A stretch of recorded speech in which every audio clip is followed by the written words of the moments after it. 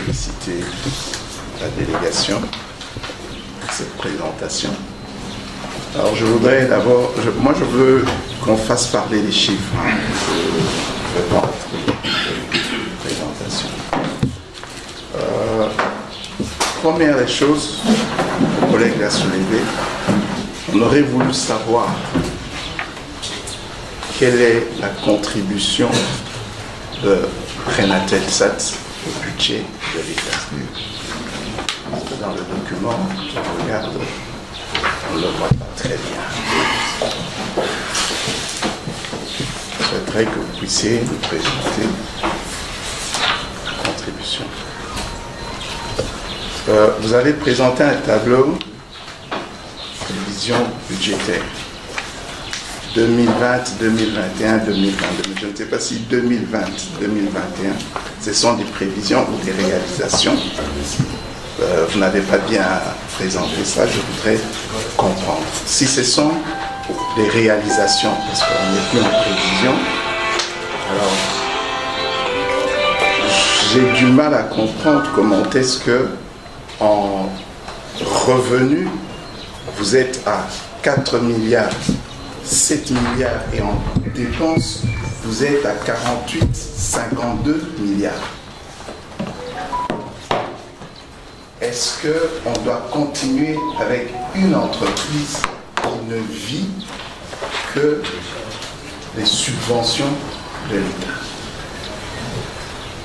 À un moment donné, il faut savoir se poser la question. Je ne sais pas si je dois vous féliciter pour dire que, en tout cas, vous êtes parmi les rares entreprises qui n'ont pas les dettes de banque ou de tiers, parce que dans les tableaux, je n'ai rien vu comme dette.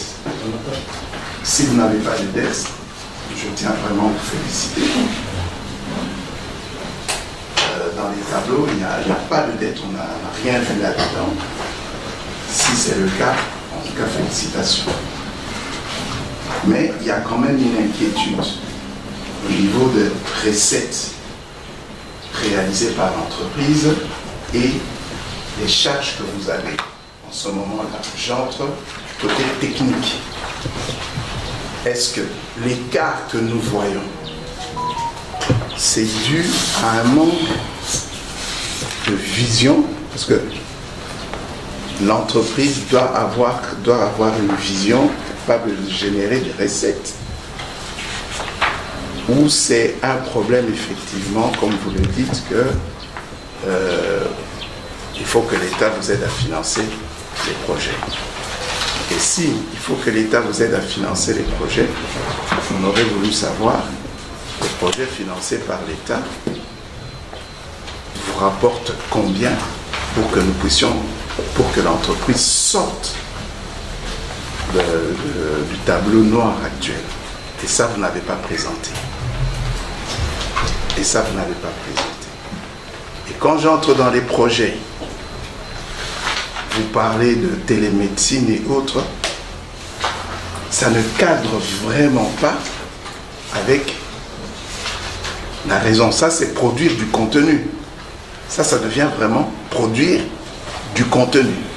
Or, vous, c'est le transport du contenu. Donc, quand je regarde vos projets, on voit plus de la production du contenu que du transport du contenu. Là aussi, maintenant, je me pose un peu la question, je m'inquiète, je me dis, mais qu'est-ce qui se passe? Alors, il y a un autre point que je n'ai pas vu. C'est la numérisation de l'infrastructure terrestre. Je n'ai pas vu ça dans votre présentation. Or, c'est l'enjeu de tout opérateur satellite. Parce qu'aujourd'hui, tous les contenus sont produits pour des supports numériques. Alors, on aimerait savoir quelle est la part numérique, quelle est la part analogique de vos équipements. Dans le document, on n'a rien vu de ça.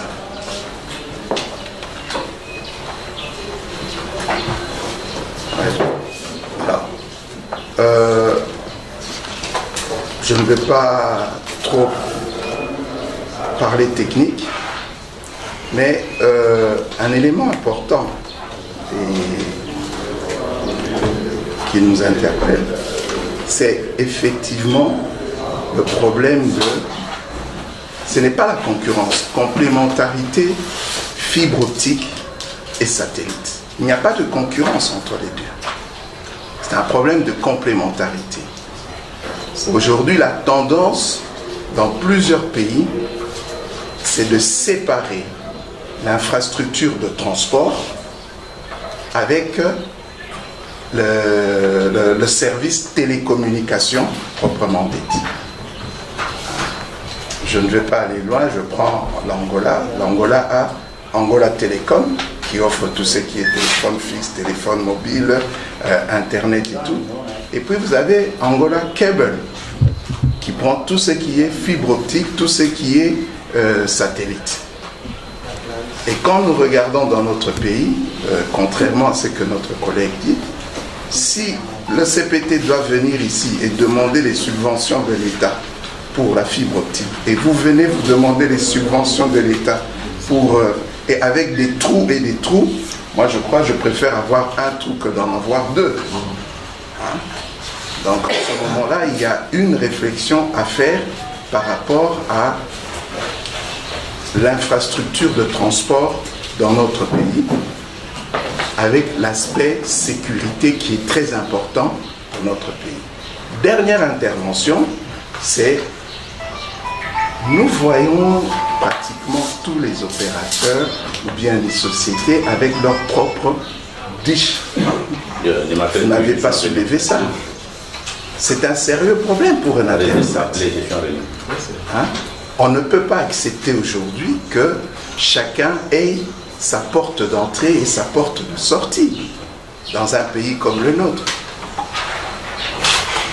Comment sommes-nous en arrivés là et comment pouvons-nous faire pour essayer un peu de régler ce problème-là? Non seulement il y a un problème de revenus pour Renatelsat, mais il y a un problème de sécurité. Nous parlons de télécommunications. Il y a un problème de sécurité si chacun peut sortir et entrer comme il veut du pays. Voilà un peu, Président.